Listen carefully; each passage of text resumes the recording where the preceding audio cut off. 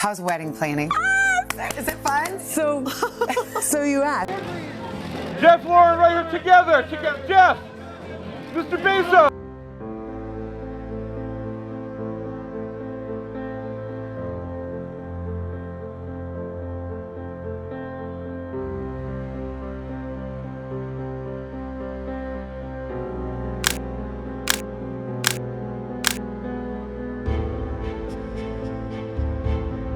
A romantic getaway in Venice, Italy. Cobbled streets, shimmering canals. The kind of moment most people associate with love letters and lifelong promises. Jeff Bezos, newly married, surrounded by beauty, yet his mind isn't just on vows or scenery. It's already racing ahead, calculating, imagining, building. In that very moment, while most would be swept up in the emotion of a new beginning, Bezos was planting the first invisible seeds of an empire. Because vision doesn't wait for perfect timing. It finds its way into quiet corners of life, in garages, in late-night conversations, even in the middle of a honeymoon. Amazon.com is never going to have any of that tactile stuff. We're never going to have any cafes or lattes or anything like that. But we can make Amazon.com every bit as fun and engaging as a good physical bookstore. It's just that it'll be different. And from that spark emerged Amazon. Not just a company, but a revolution. From a modest online bookstore shipped out of a garage to drones slicing through the sky, satellites orbiting Earth, and millions of Kindles lighting up living rooms across the globe. Amazon is no longer just a business. It's a force of nature. But how? How does one man build something so vast, so influential, so unavoidable? From a humble online bookstore to a global behemoth touching every facet of our lives, e-commerce, cloud computing, artificial intelligence, space exploration. How did Jeff Bezos orchestrate such an unparalleled ascent? The answer isn't luck. It's not even genius, at least not in the traditional sense. It's strategy, simple, deliberate, and deeply human. A blueprint made up of 3 powerful principles: customer obsession, long-term thinking, and a relentless bias for action. These weren't conjured in a boardroom or borrowed from Wall Street playbooks. They were forged through years of experimentation, failure, and learning. And here's the best part. They're not reserved for billionaires or Silicon Valley titans. They're accessible, adaptable, yours for the taking. So today, we go beyond the headlines, past the flashy IPOs and staggering valuations, and deep into the mind of a builder. We'll explore how these 3 pillars transformed a fledgling idea into a global phenomenon, and how you can use them to build your version of greatness. Drawing wisdom from ancient philosophers like Aristotle and Lao Tzu, modern thinkers like Peter Drucker and Simon Sinek, and the real-life stories of innovation inside Amazon, this is more than a breakdown. It's a masterclass in vision, execution, and legacy. Your journey starts now. Let's begin.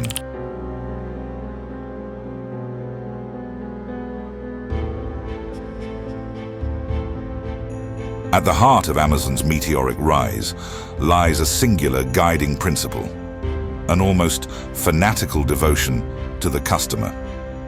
Jeff Bezos didn't just build a company that was customer-focused. He built one that was customer-obsessed. This isn't about reacting to what customers say they want. It's about anticipating their needs before they even know them. It's about working backward from the customer, not forward from the product. As Bezos once put it, the most important single thing is to obsess over customers. Our customers are loyal to us right up until the second somebody else offers them a better service. That line captures the urgency and humility at the core of this philosophy. Loyalty is never guaranteed. It must be earned every day. Most companies fixate on competitors.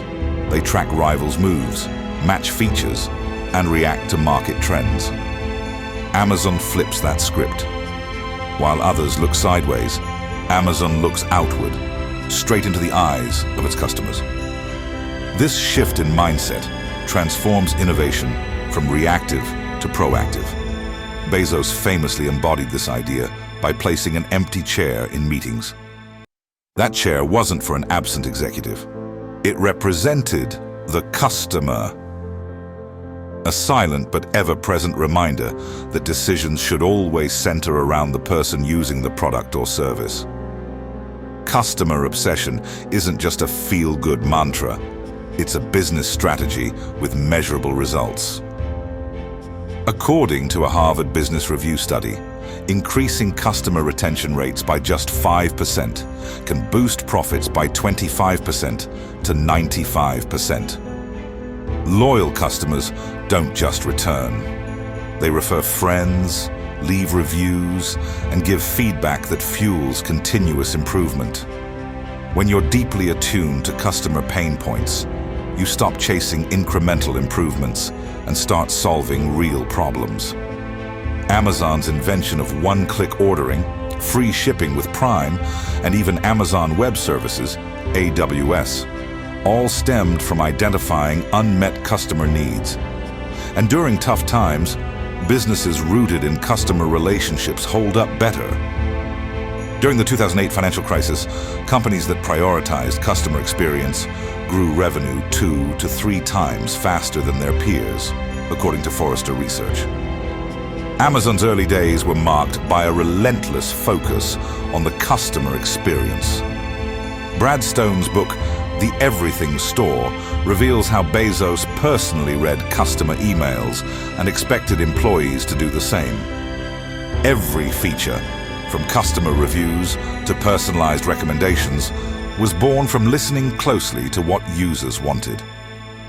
One of the most powerful examples of customer-driven innovation is AWS. Initially developed to solve internal infrastructure challenges, Amazon realized other businesses faced similar issues. By offering scalable cloud computing services, Amazon created a solution that addressed a universal problem and built a $70 billion plus annual revenue business in the process. This deep commitment to serving others finds echoes in timeless wisdom. Aristotle believed in phronesis, or practical wisdom, the ability to understand human needs and act virtuously in response. In modern terms, that's putting the customer at the center of decision-making. Ralph Waldo Emerson once wrote, "To be great is to be misunderstood." Amazon has often been criticized for its long-term thinking and willingness to operate without immediate profit, but those choices were made to serve a deeper purpose, delivering value to customers. Peter Drucker, the father of modern management, echoed this sentiment. The customer is the foundation of a business and keeps it in existence. By anchoring everything in the customer, Amazon didn't just build a successful company. It redefined what it means to lead with empathy, insight, and long-term vision. Customer obsession isn't just a strategy, it's a way of life.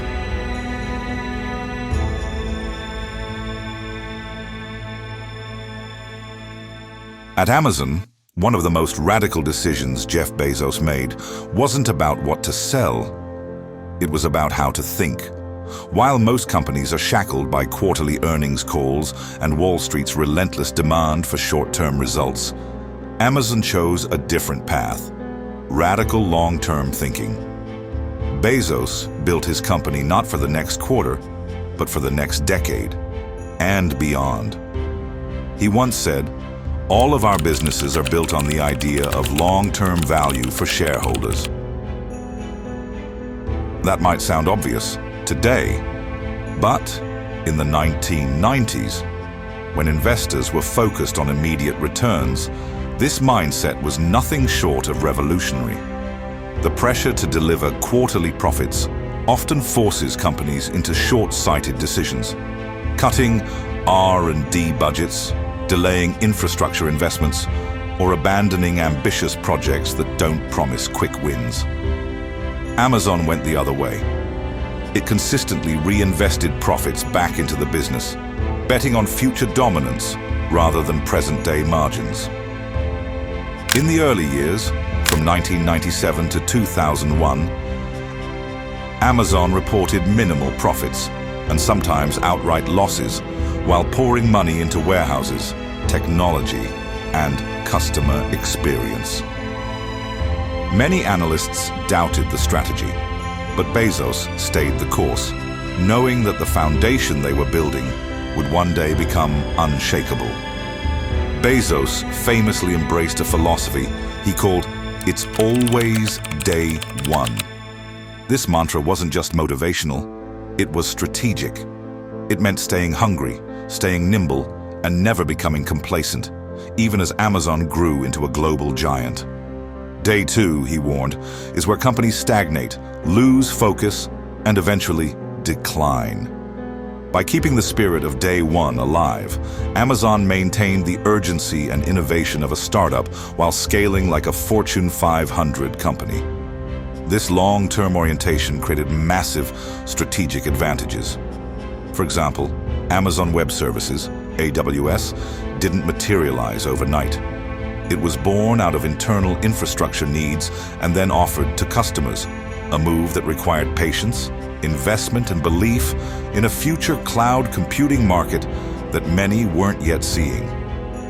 Today, AWS generates over $80 billion in annual revenue and powers much of the modern internet.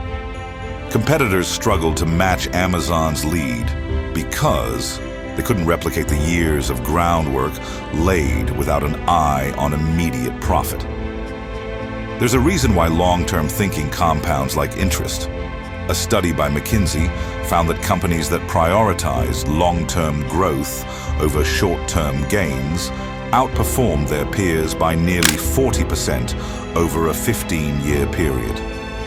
These firms invested more in R&D, employee development, and customer loyalty, and reaped the rewards over time. Amazon understood this deeply. The Kindle, for instance, took nearly a decade to fully mature, from early concept to market-defining product. That kind of patience is rare in a world conditioned to expect instant results. Human psychology often works against long-term planning. Nobel Prize-winning psychologist Daniel Kahneman explains in Thinking Fast and Slow that people tend to favor immediate rewards over larger future benefits, a bias known as hyperbolic discounting. Amazon fought this tendency at the organizational level, training its teams to see every decision through the lens of long-term impact. That's why Bezos could confidently say, "If you're long-term oriented, you can afford to be misunderstood for long periods of time." This resilience in the face of misunderstanding echoes ancient wisdom. Stoic philosophers like Seneca and Marcus Aurelius believed in enduring hardship for a greater good, and in anticipating challenges well in advance, what they called premeditatio malorum. Similarly, Lao Tzu wrote, "A journey of 1,000 miles begins with a single step," capturing the quiet power of consistent small actions over time. Amazon embodied both ideas, planning years ahead, moving deliberately, and accepting short-term discomfort for long-term strength. Author Simon Sinek expanded on this idea in The Infinite Game, arguing that business isn't about beating competitors or hitting quarterly targets. It's about staying in the game, adapting, evolving, and thriving over generations. Amazon plays the infinite game. Its investments in logistics networks, AI, robotics, and customer trust aren't about winning today. They're about remaining relevant decades from now. And as Nelson Mandela reminded us, it always seems impossible until it's done. Amazon's story is full of those seemingly impossible feats, each made possible by the willingness to play the long game. Warren Buffett, one of the greatest long-term thinkers in finance, put it simply, our favorite holding period is forever. Amazon doesn't build businesses to flip them. It builds them to last. Radical long-term thinking isn't easy. It invites criticism. It delays gratification. But as Amazon shows, it also builds empires, not just of scale, but of vision, resilience, and enduring value.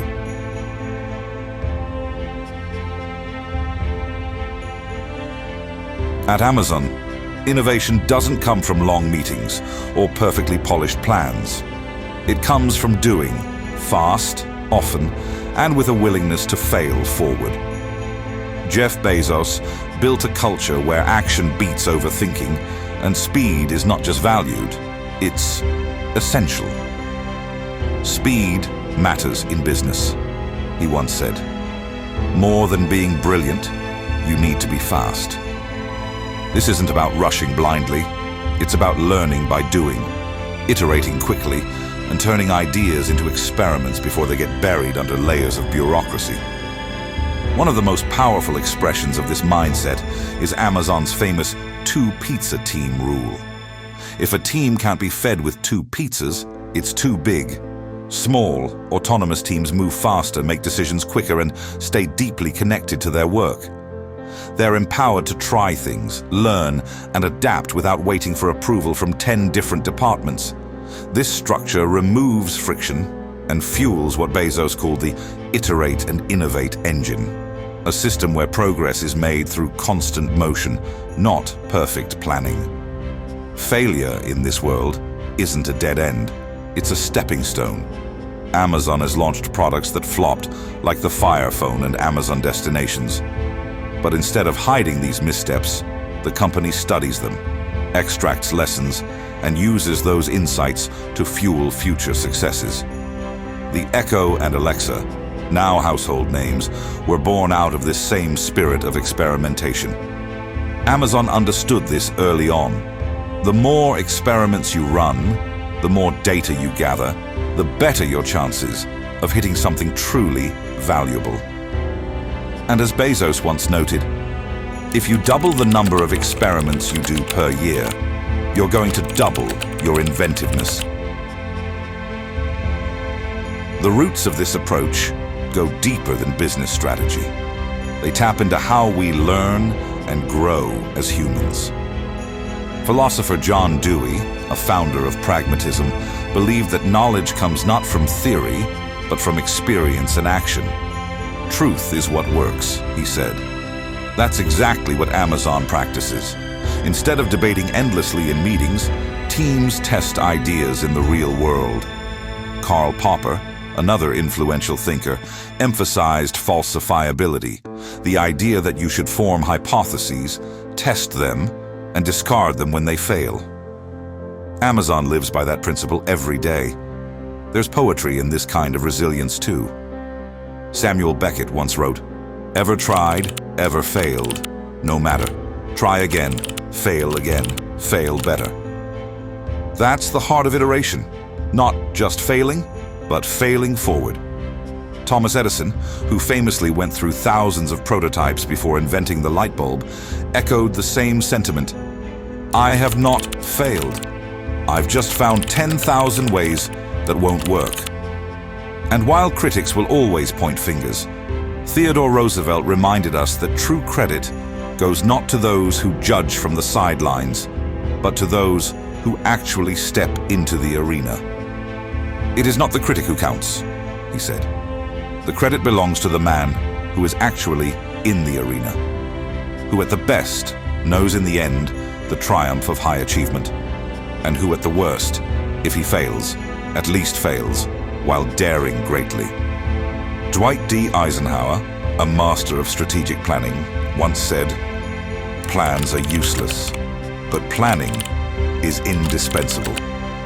What he meant was that while no plan survives first contact with reality, the act of thinking through possibilities prepares you to act decisively when the moment comes. That's the essence of bias for action. Planning enough to get started, then adjusting as you go. So how can you bring this mindset into your own life or organization? For individuals, start by asking, who are you serving? Whether it's your family, your colleagues, or your community, understanding their needs and anticipating the ones they haven't even voiced yet can change how you show up every day. Then, think long term. What does your life look like in 5 years? 10? 20? Small, consistent actions compound into massive outcomes over time. Finally, stop waiting for the perfect moment. Start experimenting. Launch that side project. Learn that new skill. Have that difficult conversation. Action builds confidence, and confidence fuels growth. For businesses and teams, the same principles apply. Deeply understand your customers through interviews, surveys, and behavioral data. Don't build what you assume they want. Build what they actually need. Resist the temptation to chase short-term wins at the expense of long-term health. Invest in people, technology, and infrastructure that will pay off years down the road. And above all, create a culture where trying new things is encouraged, failure is discussed openly, and learning is shared widely. Implement agile sprints, A/B testing, and rapid prototyping to move quickly and adapt constantly. In the end, the message is simple. Start small, but start now. Document what you learn, seek feedback relentlessly, and above all, be patient, but never stop moving. Because impact doesn't come from one big leap. It comes from many small steps taken consistently, courageously, and with purpose.